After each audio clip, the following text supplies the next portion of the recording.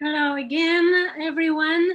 As I promised, this is the second section of USA Pluto Return Part 4. It was too long of a video to make it just one, so I wanted to give you a rest. But I think I have important information to share with you, so that's why I don't mind doing a longer video. So this time I will then share my presentation with you to show you the different dates of the Pluto return. Here I mentioned it before, but the first time that is a conjunction with the natal USA Pluto is February 3rd, 2022. Second is when Pluto retrogrades is June 22nd, 2022. And the last one is December 10th, 2022. Although, as I explained before, the effect of the Pluto return has started when Pluto was at 21 degrees. That was 2019 already. And then it will last until, in fact, until Pluto enters Aquarius.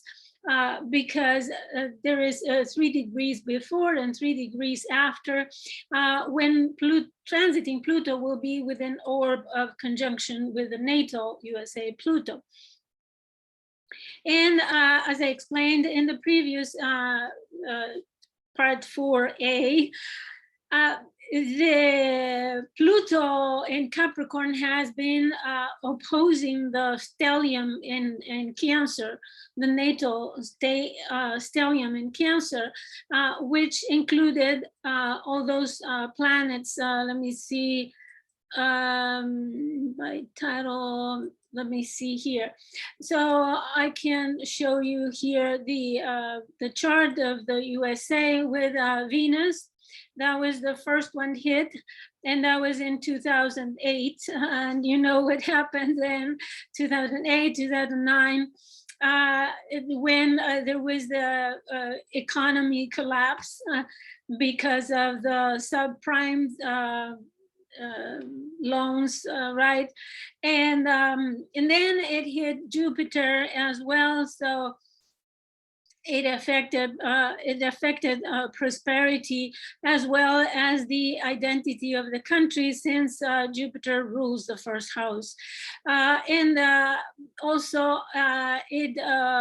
Pluto has opposed the sun also, and it has in 2020 it started opposing Mercury. So it's been depuration or purification of all those planets one by one, and so it's been Pluto has been cleansing and transforming almost the whole chart, because if you think about it, Venus rules two houses, which is the house where Taurus is, the 6th house. It also rules the 11th house. So 2 houses transformed completely. Then Jupiter, if we consider the traditional rulership of Pisces, then rules the 1st house and the 4th house. And the sun, well, it only rules the 9th house here. And Mercury rules 2 houses as well. So we have the 10th house and the 7th house. So it's almost everything, right? And Pluto transiting Capricorn also is affecting the 12th house. So you see how everything is, it also touched at the beginning of the transit, it also transited Eris in Capricorn. So it's been quite a transformational transit. And now it's just the closing, let's say, the last few years of the transformation, or even we can call it revolution in the United States. Let's see. So I will start by analyzing the July and August on this page transits. So in on July 17th, we have the Sun opposing Pluto at 25 degrees 34 in Cancer, the Sun in Cancer opposing Pluto and conjuncting US Mercury, right? So, and this is the Sun opposing transiting Pluto retrograde. So if we consider that, we can say that it might be associated with a big packet of investment on infrastructure that the presidency proposed that included, and because of the conjunction with Mercury, listen to what included: railroads, bridges, roads, and broadband transmission, right? All communication related issues. So I think it's very appropriate to say that by July 17th, we will hear news about decisions on that huge investment on infrastructure the government is doing and is probably going through because of this transit. So I think it's probably is a winning proposition, and it at the same time it will be a lucky decision. There is optimism and expansive speech probably defending this project and this decision making because of Jupiter, because Mercury is transiting Mercury is conjunct the midpoint between the Sun, natal Sun, and Jupiter of the US. So midpoints are very strong points, and it's like Mercury making a T-square with the Sun and Jupiter, although it's a different kind of technique, but I'm pretty sure that this decision by the economic powers will go through and will feel optimistic and expansive because of the investment, because of the work that may generate. And also the Sun is conjunct a part of fortune and makes it viable and enhances the power of the planet, right? The Sun. Mercury, as I mentioned in the previous section, rules the 7th house and the 10th house. So it may involve making alliances with other powerful countries, and also it will strengthen the executive power of this country. So Pluto is opposite the house from the house of values, and so it might go against the treasury, you know, because of the big expenditure, but if we consider that Pluto rules the 12th house, there might be hidden information, secret dealings, and values that are related to secret or hidden actions of power. And there might be things that the public don't know about the influence of, you know, Pluto and Capricorn, those, let's say,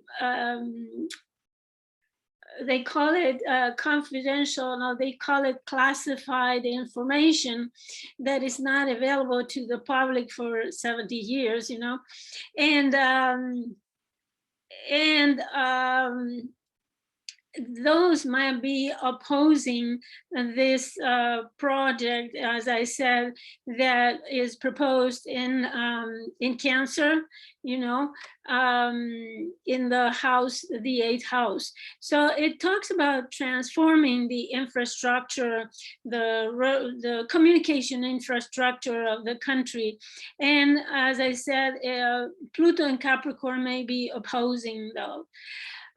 So then on the 25th, I would like to show you the chart. I'm not sure if you enjoy this better than the other one, but let me change the share because I have the bike wheel here, and I can show you the, I can animate the chart. This is 17th of July. And if we go forward with days, we'll see 18 to the 25th. We'll see the planets, how they change. Okay, so here we are on the 25th, which is the no less important, the Mercury return as well. So, and Mercury is not only the Mercury return, but is also opposing almost exactly by a few minutes Pluto, transiting Pluto.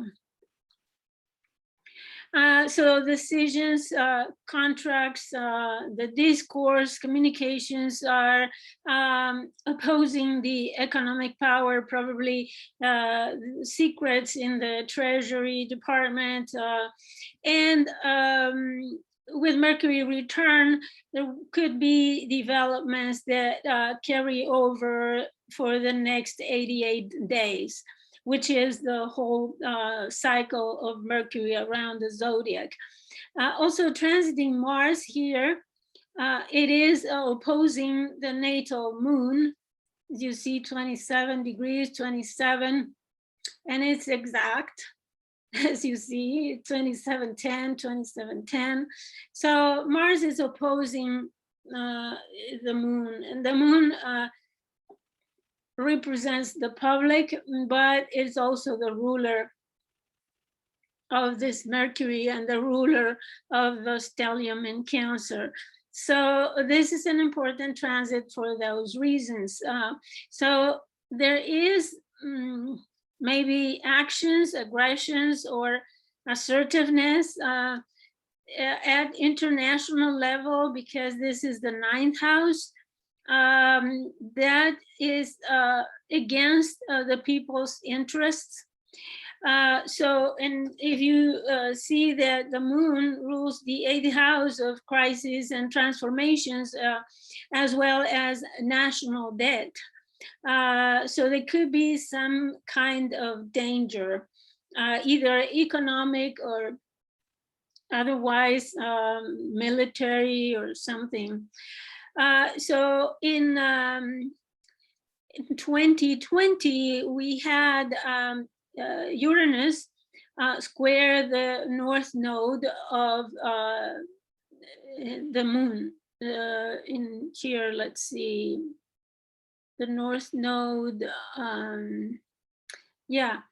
In 2020, with Uranus at 6 degree Taurus will square the north node, and that is an important transit because Uranus represents sudden developments, and the nodal axis is kind of a fated direction that we're going, especially the north node.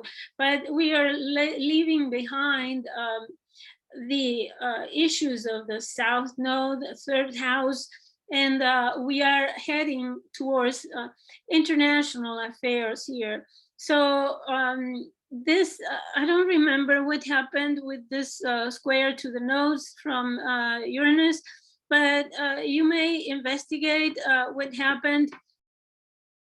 It was in 2020, and if we think 6th house here, it might have been very related to the pandemic. Then we'll go 4 more days ahead, and we encounter Jupiter conjunct the natal moon here.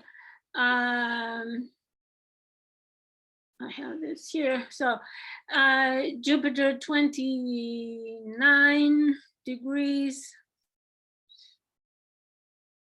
Oh, it is applying because it's retrograde. So it will probably happen on the 30th or later, maybe on the 30th or 1st of July, August. Jupiter is going backwards, of course. So it is conjunct the moon, and that may increase whatever mood people has at that time. Jupiter rules the ascendant, so maybe due to national debt, taxes, and some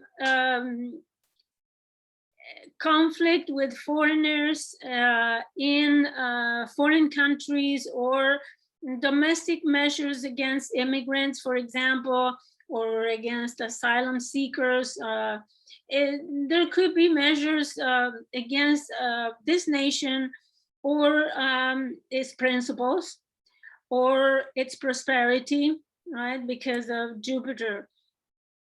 Or it could be, well, conjunctions are not always negative. Conjunctions can mix the energy, and they could be beneficial. In this case, I think it could be beneficial because Jupiter is also a moral compass, the morality and legal conditions of the people, in this case of the public. So there could be something related to laws that apply to people, especially laws, social laws, because it's Aquarius, and Jupiter is more or less beneficial in general, with some exceptions. Let's see, one more day, we go to July 30th, and we have the transiting nodes square natal Uranus. So it is in the 7th house, Gemini, and so there could be some unexpected news about either partners, countries, allies, or enemies. In this case, I think it is a square, and Uranus is very explosive and unexpected. So it could be out of the blue, something coming up. The transiting Venus is conjunct natal natal Neptune on the 8th of August. Let me see. I'll show you the exact date.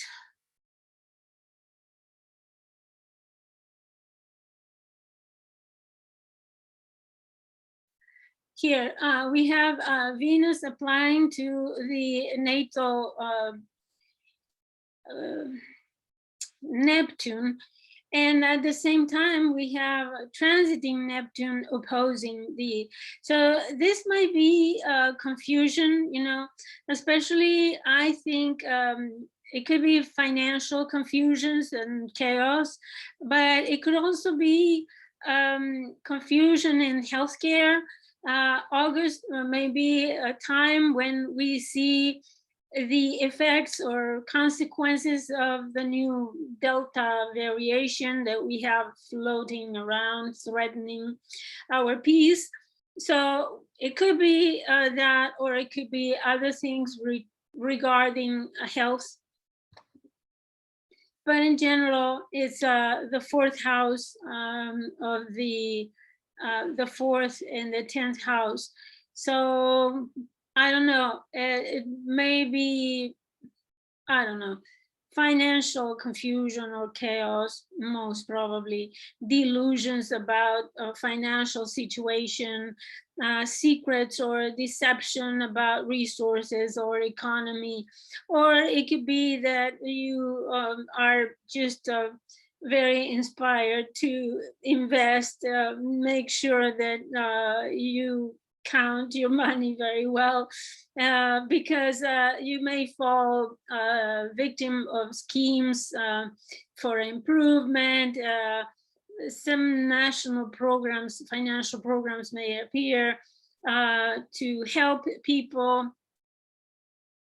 that may never realize, right? Because Neptune is so out in limbo. So it's Venus rules the 6th house of food reserves, grains, farming, civil service, and working class unions, and factories, the armed forces, social services, the police, to also unemployment. So the police serving the people, you know. So issues related to those themes will be confusing, to say the least. Let's go to then next date is the 19 of August, where the transiting sun is opposing the natal moon.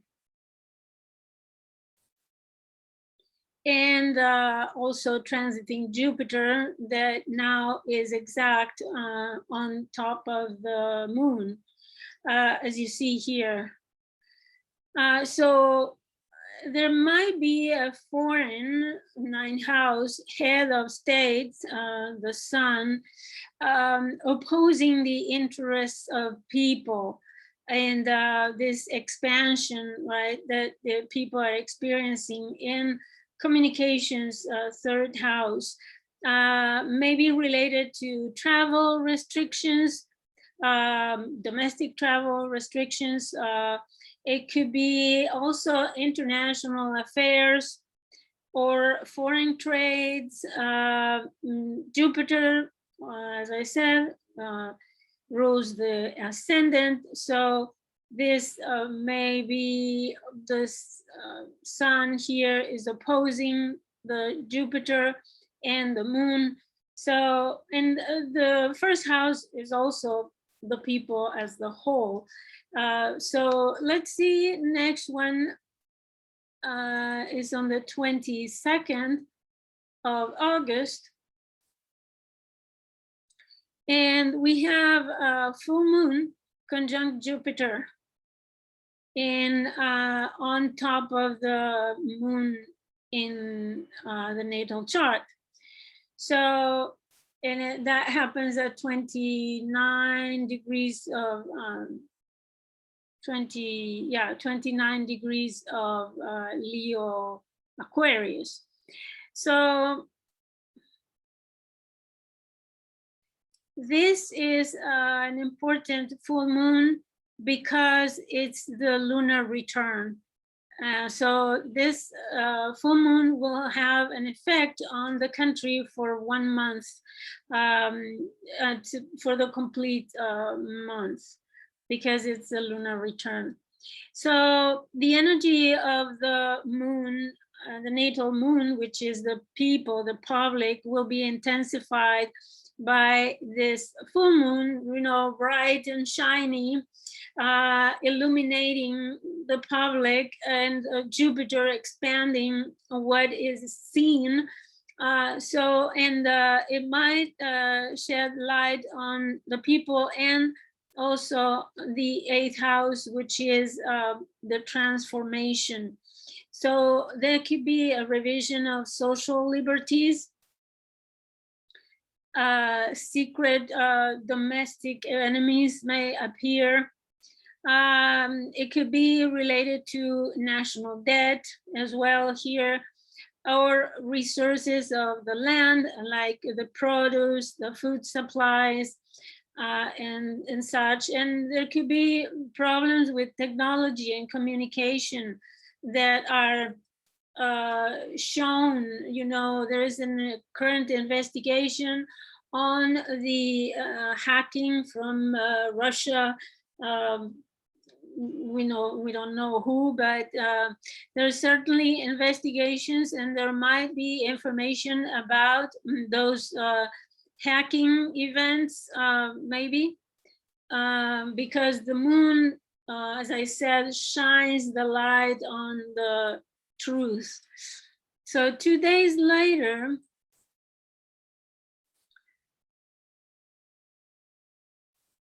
on the 24th of August, we have Mercury opposing Neptune and conjunct the natal Neptune here. So we had Venus already, now is Mercury, and then Mars will come.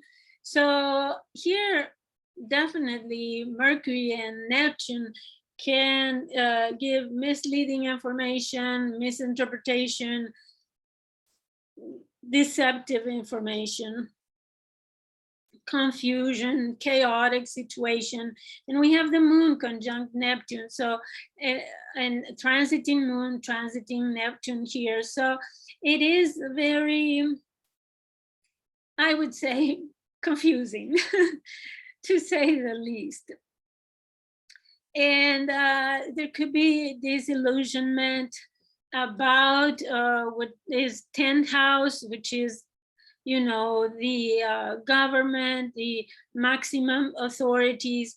There could be deceptive communication, news about the government. And Mercury is together with Mars, even though there are 5 degrees apart, but it is considered a conjunction anyways. And it may be aggressive speech from government officials, very aggressive or very assertive or very powerful communication, decisive decisions as well. And remember that Mercury rules the 7th house, which is either allies or enemies. And the moon conjuncting the transiting Neptune is also the people deceiving themselves. So it is a good soup to get duped. So in the next one, I will show you September 2nd, just a few days after.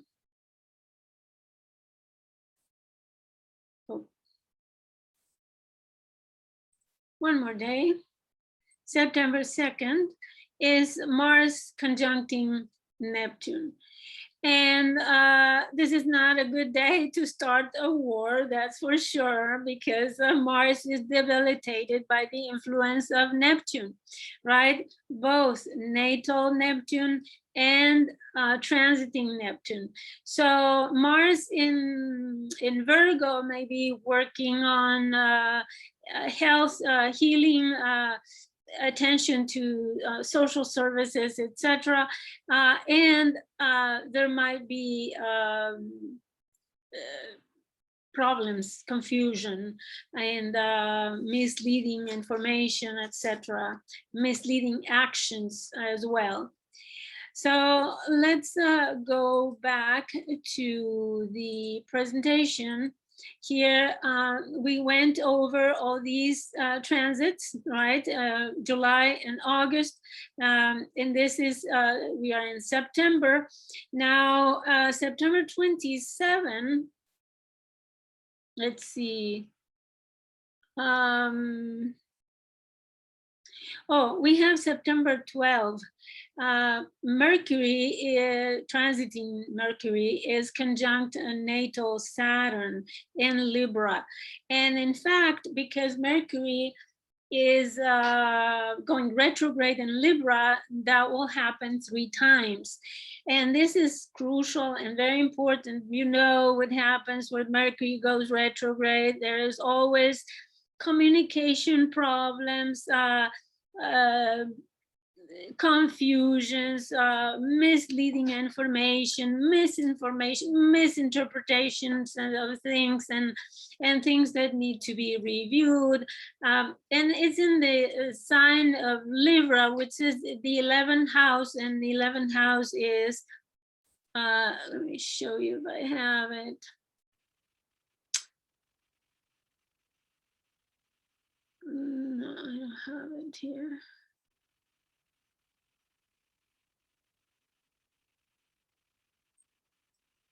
Let's see.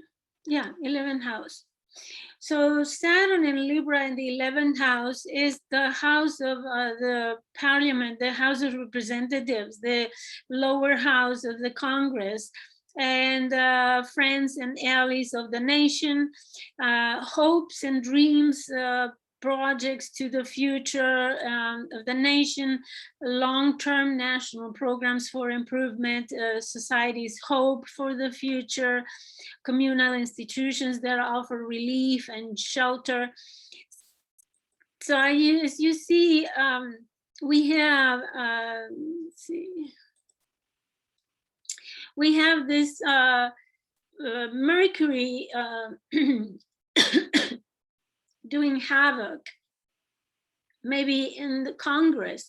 The lawmakers may be back and forth with some kind of project that could be infrastructure, right? Communication, infrastructure, or this project for roads, railroads, and bridges may still be in the making by then.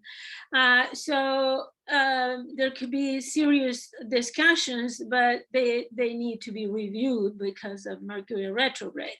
And Saturn blocking, you know, the traditions, the structures, the bureaucracy, restricting the process. Also, Saturn rules the 2nd house and traditionally the 3rd. So all that will influence the financial standing of the country and the communications as well, trades, deals, agreements, negotiations, Congress, and this could be by October 7th, that could be potentially dangerous day for authorities, figures, and lawmakers of the country, because transiting the Sun and Mars will be conjunct Saturn. So the same, October 7. It's not listed here, but it is following this Mercury conjuncting Saturn. Then October 21st, we will have this Sun and Mars squaring Pluto and opposing Eris. So this is an explosive rebellion of people who are left out of the feast, you know. Pluto rules the 12th house of secret enemies as well. There could be attacks on peaceful places of enjoyment, entertainment, even schools. There could be, 5th house is, the 5th house is the enjoyment of people, you know, any place where the public goes for entertainment. Restaurants, it could be also. And the 11th house is the stock market, and as I said, Congress, the lawmakers, allies of the country. And so this is an explosive transit that can affect the stock market, that may be blocked by the powers that be, or the Treasury Department.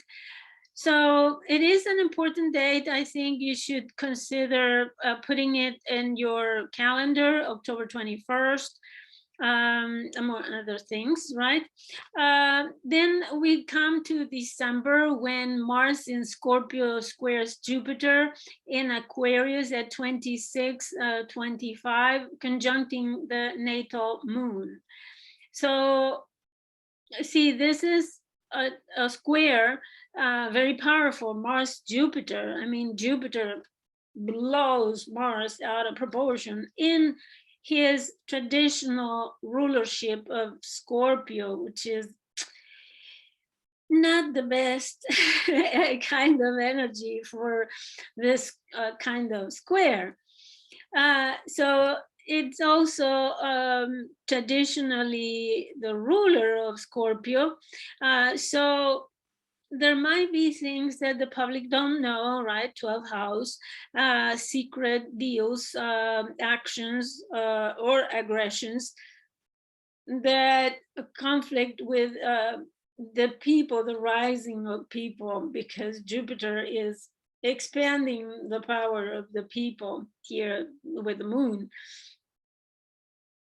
And this is in the 3rd house, so it may be related to communications and people walking out on the streets to protest, for example. And there could be secret actions that clash with this expansion of opportunities. Then December 10th, we have again transiting Jupiter, conjuncting the moon, meaning 2 days later after this Mars square, Jupiter will exactly conjunct the moon. And then we have we have a Christmas present. December 24th, we had again the 3rd pass of Saturn squaring Uranus. And we have already seen 2 of those events, February and June. And Saturn and squaring Uranus. I have an article in my blog. If you like to visit and read it, I'll put the link in the description below. This is a clashing of titans, right? One that wants innovation, changes, and unexpected events, and probably natural catastrophes as well. And Saturn, who digs heels on structure and tradition and rules and regulations. And this will affect the 2nd and the 3rd house, right? Capricorn and Aquarius. So this may arise problems with not having enough resources for example, elementary education problems, expenses in communication and transportation, and also we may hear the public opinion about finances, taxes, and treasury issues. There could be bad news about economy, as I said several times before. Saturn squaring Uranus is the soup for a deep financial and economic transformation. And we are going through this, and we will keep going through this. And probably things might get worse. So there could be unexpected disclosures about expenses, about the disposal or not of resources, or the distribution or lack thereof of resources, problems with the food reserves and distribution of them. So problems or disclosure of news about public servants, about the armed forces, the police, because this Uranus is also in the 6th house. Which represents those kind of people in civil service. There could be decisions or agreements or disagreements about unemployment, social services, public health, and 6th house matters. Let me review them with you really quickly. Oh, I don't have them here. 7th, 3rd, 10th. No, I don't have him. So 6th house matters is just what I said. The well-being of people, social services, and all the people and servants of the public.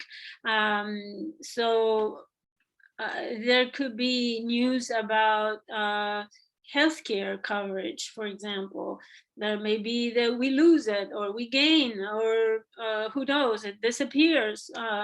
So next, let's talk about Pluto in the 2nd house. As I said, Pluto is reviewing and decomposing and recomposing the nation's identity values, the nation's assets and financial status, the treasury, the exchequer, the revenue, banks, the stock exchange, financial institutions, money markets, trade, big corporations, exports and money lent to other nations, food, the status and value of the nation's crops, the produce and essential supplies.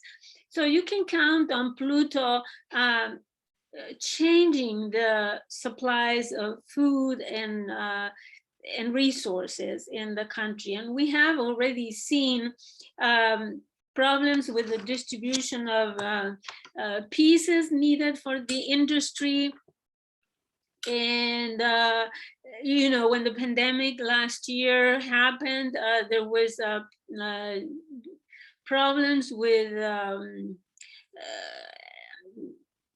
materials coming from China. You know, we counted always on the ships coming with clothing, with masks, with medicines, with medical supplies, you know, the disposable medical supplies, etc. Everything is manufactured in China, and we went to the pandemic and all that was stopped and we were left with nothing.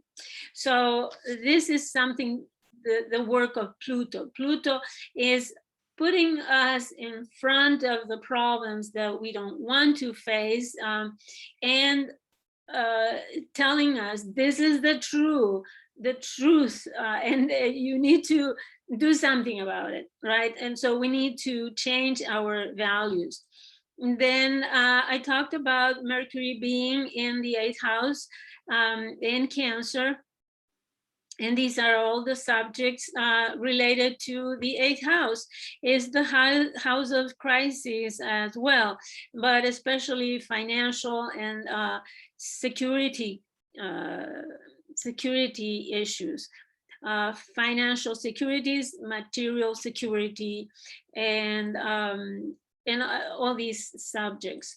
Then I talked about 7th house ruled by Mercury and the 10th house as well. You can stop at any time and review those themes. And then the moon in the 3rd house ruling the 8th house. So these are the themes that Jupiter transiting the 3rd house may come up, may bring out.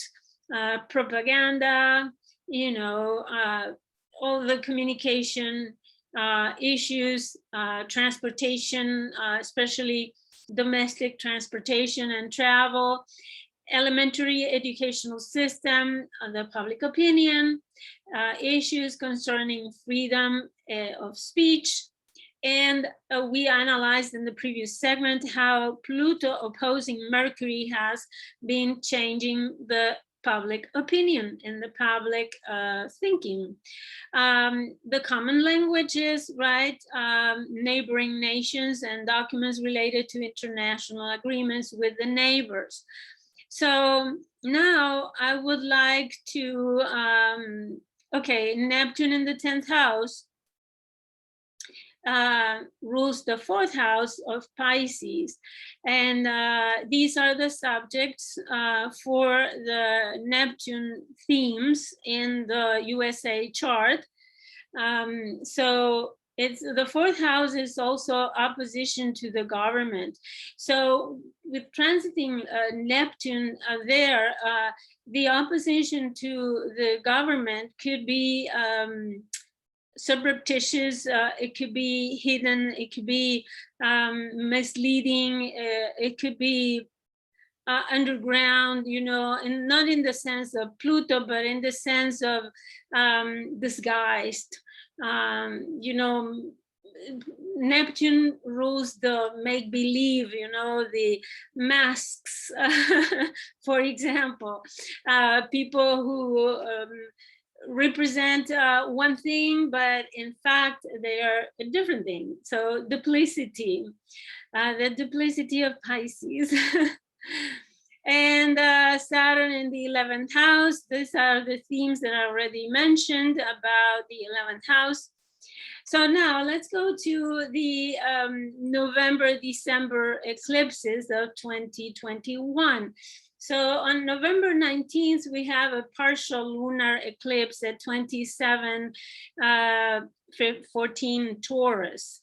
And that will be officially starting the new lunar nodes, right? That there will be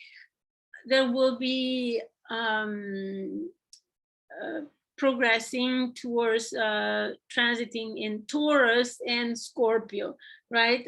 The south node will be in Scorpio and the north node will be in Taurus, but that will be next year, not this year, although the eclipses are already starting the process. So it is a transition period. And for the this eclipse is the partial lunar eclipse that is shedding light on 6th house matters. And since it is lunar eclipse, we have the sun in Scorpio and the moon in Taurus, which means that it activates both houses, the 12th and the 6th. So there could be secret things that come out to light and affecting the themes of the 6th house, which is, as I said, healthcare matters, social services, and the like, even the army forces, the military, the police serving people, any officials that serve people. Social service. And then we have the total solar eclipse in Sagittarius 12/22, conjunct the ascendant, because as you already know, the ascendant is 13. In some charts I have seen 12 something. So it is approximate. Not sure if I have the correct time, but this is the time that I was given. So you see, it is right on the ascendant. So a total solar eclipse is very important for a country when it hits the ascendant, because it is changing the identity of the country and its people as a whole. So also, you can relate because this was the place of the lunar eclipse in June 3rd, 1947. So if you go back in history, you may remember things that might have started then, or lunar, it was a lunar eclipse at 12 degrees of Sagittarius. So it might be related to that in some way or not, but I think any set of eclipses touching the ascendant descendant axis, like we have been experiencing since last year, right? There were several eclipses in Gemini and Sagittarius already, 2019 and 2020. So we have seen important developments in this country, and important pre-revolutionary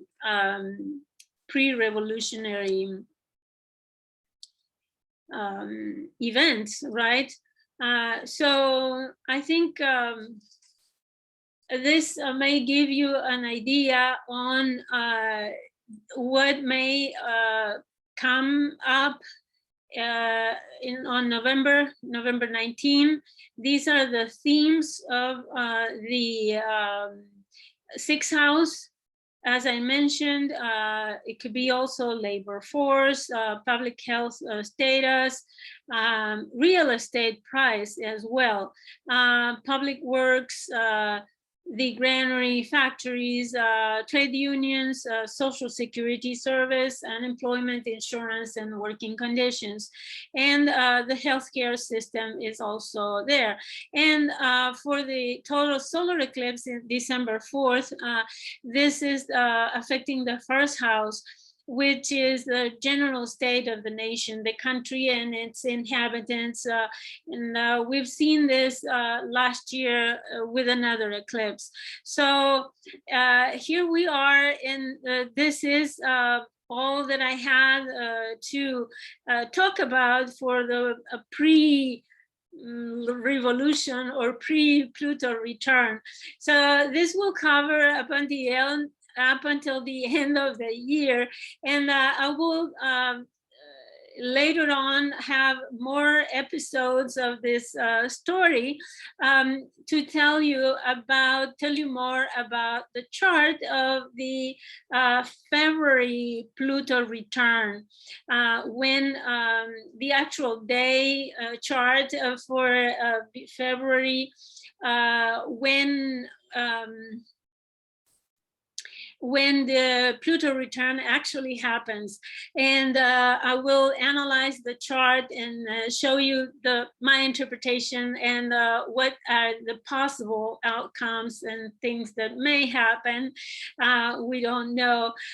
So look at the previous 3 videos that you see here, the links, and tell me if something resonated with your experiences and what you have seen in the country since last year.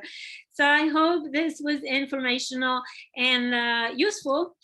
So thank you for watching, and I hope you can contact me with your comments.